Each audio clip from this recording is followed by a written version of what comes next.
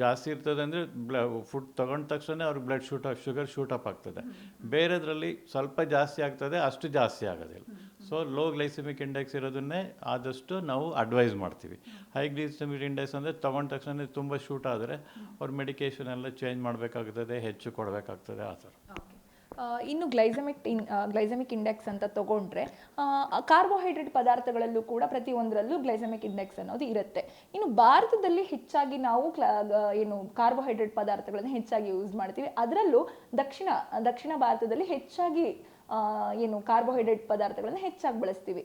ಈ ರೀತಿಯಾಗಿ ಭತ್ತ, ರಾಗಿ, ಗೋಧಿಗಳನ್ನು ಬಳಸ್ತಾ ಇರ್ತೀವಿ. ಅಂಥವ್ರಿಗೆ ಏನು ಹೇಳ್ತೀರಾ? ಅದರಿಂದ ಏನಾದರೂ ಶುಗರ್ ಲೆವೆಲ್ ಹೆಚ್ಚಾಗುವ ಸಾಧ್ಯತೆ ಇದೆಯಾ? ಅವರ ಆಹಾರ ಪದಾರ್ಥಗಳೇನಾದರೂ ಬದಲಾಯಿಸ್ಕೊಳ್ಬೇಕಾಗತ್ತಾ? ಆ್ಯಸ್ ಇಟ್ ಈಸ್ ನಾವು ಭಾರತದಲ್ಲಿ ಈಸ್ಟ್, ವೆಸ್ಟ್, ನಾರ್ತ್, ಸೌತ್ ಎಲ್ಲೇ ಹೋದ್ರೂ ವೀಟು ಅಥವಾ ರಾಗಿ, ರೈಸು ಎಲ್ಲದರಲ್ಲೂ ಶುಗರ್ ಕಂಟೆಂಟ್ ಇದ್ದೇ ಇರ್ತದೆ. ಸೊ ಪರ್ಸೆಂಟೇಜ್ ವೇರಿ ಆಗ್ತದೆ. ಸೊ ಆದ್ದರಿಂದ ನಾವು ಸಡನ್ನಾಗಿ ಚೇಂಜ್ ಮಾಡೋಕ್ಕಾಗೋದಿಲ್ಲ ಫುಡ್ ಹ್ಯಾಬಿಟ್ಸ್ನ.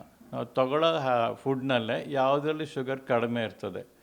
ನವಡೇಸ್ ಮಿಲೆಟ್ಸ್ ಅನ್ನೋದು ತುಂಬ ಪ್ರಚಲಿತಕ್ಕೆ ಬರ್ತಾ ಇದೆ. ಯಾಕೆಂದರೆ ಅದರಲ್ಲಿ ತುಂಬ ಲೋ ಗ್ಲೈಸೆಮಿಕ್ ಇಂಡೆಕ್ಸ್ ಇರ್ತದೆ, ಮೋರ್ ಫೈಬರ್ ಇರ್ತದೆ.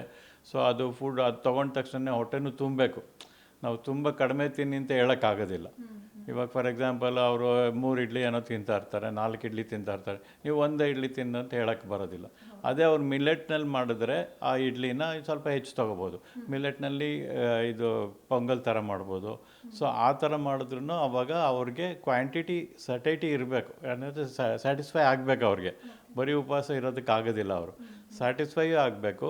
ಅವ್ರ ಫುಡ್ ಹ್ಯಾಬಿಟ್ಸ್ನ ಮೈಲ್ಡ್ ಸ್ವಲ್ಪ ಚೇಂಜ್ ಮಾಡಬೇಕಾಗ್ತದೆ. ಇರೋ ಫುಡ್ನಲ್ಲೇ ನಾವು ಫುಲ್ ಆಲ್ಟ್ರ್ ಮಾಡಬೇಕು ಅಂದರೆ ಕಷ್ಟ ಆಗ್ತದೆ. ಸ್ವಲ್ಪ ಫುಡ್ ಹ್ಯಾಬಿಟ್ಸ್ನ ಚೇಂಜ್ ಮಾಡಲೇಬೇಕಾಗ್ತದೆ ಡಯಾಬಿಟೀಸ್ ಅವರು. ಯಾಕಂದರೆ ಅವರು ಕೋಕೋ-ಕೋಲಾ ಅದರದ್ದು ಡ್ರಿಂಕ್ಸ್ ಮಾತ್ರ, ಏರಿಯೇಟೆಡ್ ಡ್ರಿಂಕ್ಸ್ ಮಾತ್ರ ಅವ್ರು ನಿಲ್ಲಿಸಲೇಬೇಕು. ಈ ಥರ ಸ್ಪ್ರೈಟು, ಕೋಕೋ-ಕೋಲಾ, ಇವಾಗ ಸ್ಪ್ರೈಟ್ ಅಂತ ಹೇಳ್ತೀವಿ, ಒಂದು ಚಿಕ್ಕ ಬಾಟ್ಲು, ಅದರಲ್ಲಿ ಎಷ್ಟು ಶುಗರ್ ಇರ್ತದೆ ಅಂದರೆ ಅವ್ರು ದಿನಪೂರ್ತಿ ಅವರು 1 ಬಾಟ್ಲು ಕುಡಿದ್ರೆ ಬೇರೆ ಏನೂ ತಿನ್ನೋಂಗಿಲ್ಲ, ಅಷ್ಟು ಹೆಚ್ಚು ಶುಗರ್ ಇರ್ತದೆ. ಸೊ ಆ ಥರದನ್ನೆಲ್ಲ ಅವ್ರು ಅವಾಯ್ಡ್ ಮಾಡಲೇಬೇಕು. ಸೊ ಆದಷ್ಟು ಮಿಲೆಟ್ಸು, ಉಪ್ಮಾ, ಬನ್ಸಿರವ ಉಪ್ಮಾ, ರವಾ ಇಡ್ಲಿ, ದೋಸೆನೂ ಆ ಥರದ್ದು ತಿನ್ಬೋದು, ರವಾ ದೋಸೆ ಆ ಥರ ತಿನ್ಬೋದು, ಪೊಂಗಲ್ಲು ಆ ಥರ ತಿನ್ಬೋದು. ಮುದ್ದೆ ಎಲ್ಲ ನಮ್ಮ ಸೌತ್ ಇಂಡಿಯಾನಲ್ಲಿ ಕೈಟ್ ಕಾಮನ್, ಅದು ಕರ್ನಾಟಕದಲ್ಲಿ ಮುದ್ದೆ ತಿನ್ಬೋದು. ಆದರೆ ರಾಗಿ ಗಂಜಿ ಕುಡಿಯೋಂಗಿಲ್ಲ. ರಾಗಿ ಗಂಜಿ ಕುಡಿದ್ರೆ ಫುಲ್ ಡಿಸಾಲ್ವ್ ಆಗಿರ್ತದೆ, ಶುಗರ್ ಬೇಗ ಶೂಟಪ್ ಆಗ್ತದೆ. ಸೊ ಆದ್ದರಿಂದ ಯಾವ ಗಂಜಿನೂ ಇಲ್ಲ. ಮುದ್ದೆ ತೊಗೋಬೋದು, ರಾಗಿ ರೊಟ್ಟಿ ತೊಗೋಬೋದು, ರಾಗಿ ದೋಸೆ ತೊಗೋಬೋದು. ಸೊ ಈ ಥರ ಐಟಮ್ಸ್ ತೊಗೋಬೋದು. ಎಲ್ಲ ವೆಜಿಟೇಬಲ್ಸು ತೊಗೋಬೋದು ಎಕ್ಸೆಪ್ಟ್ ಪೊಟ್ಯಾಟೊ, ಅದರಲ್ಲಿ ಸ್ಟಾರ್ಚ್ ಕಂಟೆಂಟ್ ಜಾಸ್ತಿ ಇರ್ತದೆ. ಸೊ ಪೊಟ್ಯಾಟೊ ಮಾತ್ರ ಅವ್ರು ಅವಾಯ್ಡ್ ಮಾಡಲೇಬೇಕು. ಬೇರೆ ವೆಜಿಟೇಬಲ್ಸು, ದಾಲು ಎಲ್ಲದರಲ್ಲೂ ಶುಗರ್ ಇದ್ದೇ ಇರ್ತದೆ. ಗ್ಯಾರಂಟಿ ನ್ಯೂಸ್, ಸುದ್ದಿ ಖಚಿತ, ನ್ಯಾಯ ನಿಶ್ಚಿತ.